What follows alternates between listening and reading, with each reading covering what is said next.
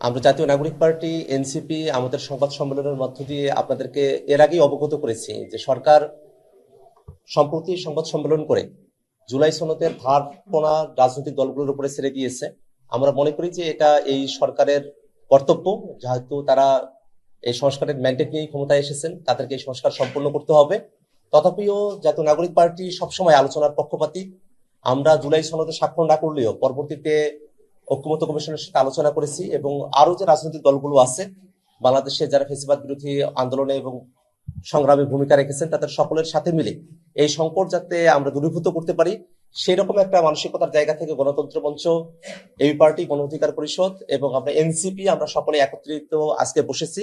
আমাদের মধ্যে অনেকগুলো বিষয় নিয়ে কথাবার্তা হয়েছে। আমরা চাই বাংলাদেশের বর্তমান সংকটকে নিয়ে, এই সংস্কারকে নিয়ে যে সংকটের জায়গা উদ্ভূত হয়েছে সেটা যেন সুষ্ঠুভাবে এটা সমাধান হয় এবং এই জায়গাটাতে আমাদের পক্ষ থেকে আন্তরিকতা রয়েছে, কিন্তু সরকারকেই আসলে সাহসী ভূমিকা পালন করতে হবে।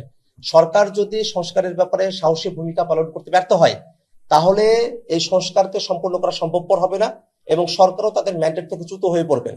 আমরা চাই এত মানুষের রক্তের বিনিময়ে নতুন যে বাংলাদেশ আমরা গঠন করতে চেয়েছি সেই নতুন বাংলাদেশ গঠনে ডক্টর মোহাম্মদ ইউনূসের সরকার সর্বাগ্রে থেকে সব থেকে সাহসী পদক্ষেপ গ্রহণ করবে।